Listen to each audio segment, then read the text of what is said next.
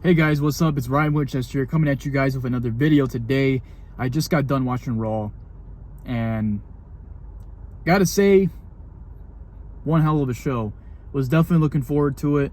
I don't want to go over everything. I just want to talk about the main stuff that happened in the show, the main key points as we are heading closer to Elimination Chamber on Saturday and WrestleMania.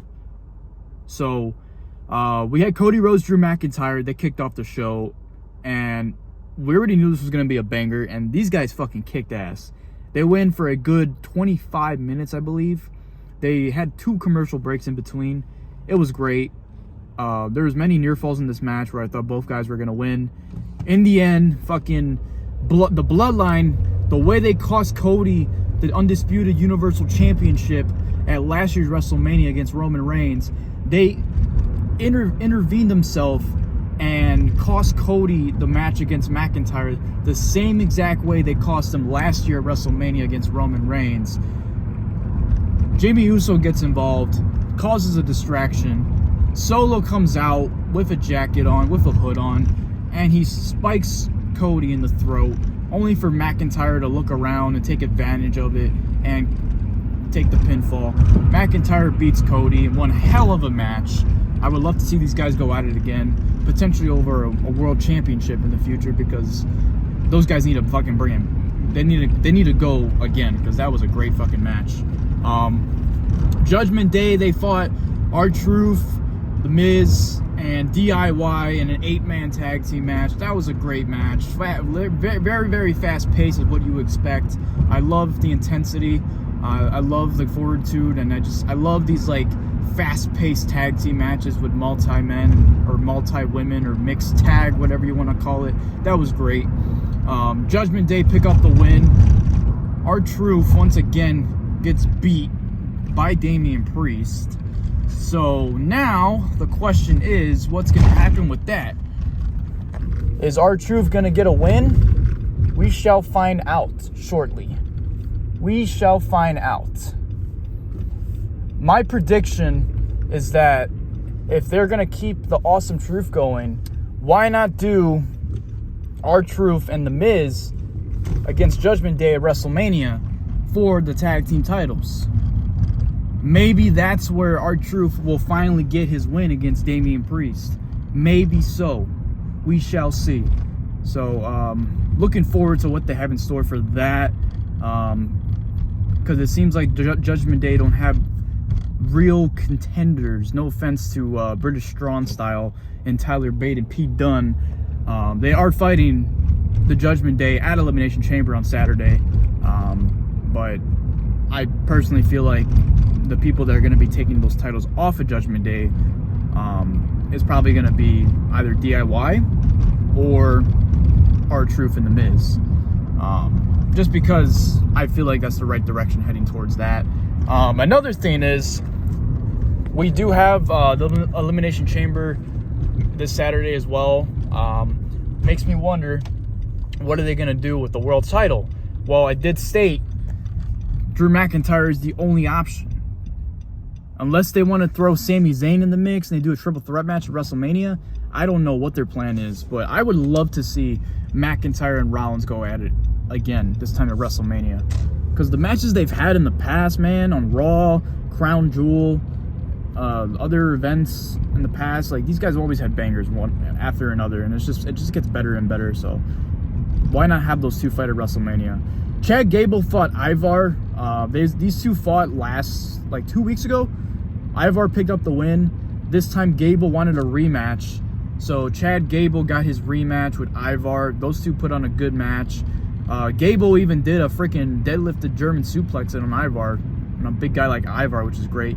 And Ivar's been putting on bangers as a singles competitor ever since his partner Eric got injured. So Gable picked up the win here with the ankle lock. That was great. Now everyone's wondering, what is Gable doing at WrestleMania? Because he's not advertised for the Chamber. What's he doing at WrestleMania? Well, we'll talk about it. Jey Uso, Gunther was the main event. Oh, by the way, they had like a last-minute Elimination Chamber qualifying battle royal with the women. Raquel Rodriguez, she returned. Great to see her back. She won the match. And now she is in. She is in. So it's her, Liv Morgan, Becky Lynch, Tiffany Stratton, Bianca Belair, and Raquel Rodriguez. So that's going to be a banger.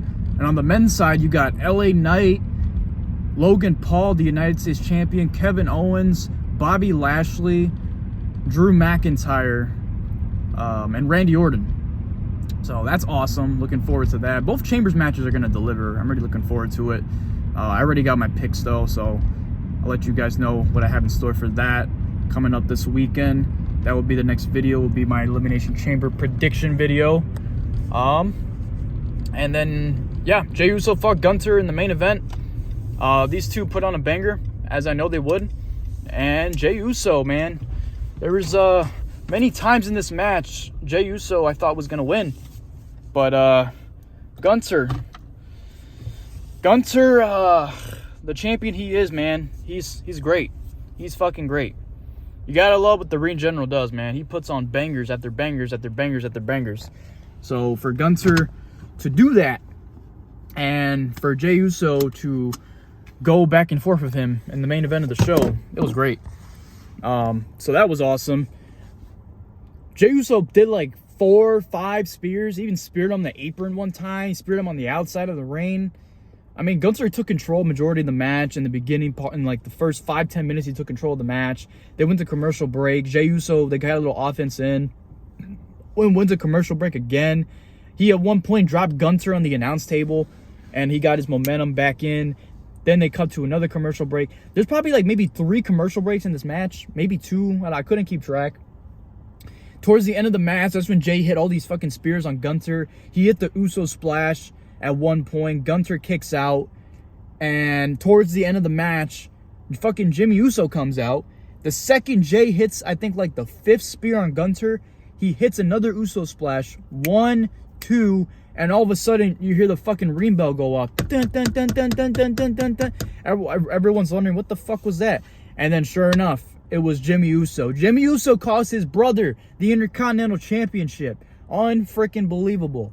I had a feeling he was going to get involved. Why? Because they're going to be doing Jimmy Uso versus Jey Uso at WrestleMania in a tribal combat. They're going to be doing it, brother versus brother. We're going to find out who's the better Uso brother. It's obviously Jey, but Jimmy always trying to take advantage of his younger brother. He's jealous of Jey's popularity. So, yeah, that happened. And Jimmy attacked Jey after the match.